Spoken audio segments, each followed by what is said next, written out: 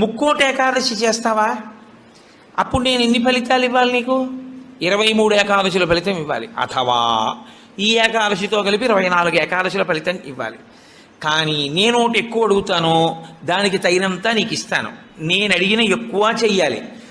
నువ్వు అడిగిన దానికన్నా కొన్ని కోటి రెట్లు ఇస్తా. 3 కోట్ల ఏకాదశుల ఫలితం ఇస్తా.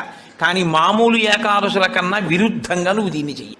ఎందువల్ల విరుద్ధంగా చేయవలసి ఉంటుంది ముక్కోటి ఏకాదశి అంటే, మామూలు ఏకాదశి నాడు మీరు ఉపవాసం చేసేటప్పుడు పండు కాని, కాయ కాని, అథవా కాసిన పాలు కాని తాగితే ఉపద్రవం ఏం రాదు.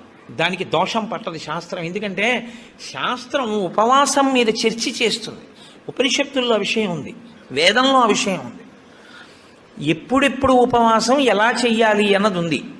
ఆదివారం నాడు కానీ, పౌర్ణమి నాడు కానీ, అమావాస్య నాడు కానీ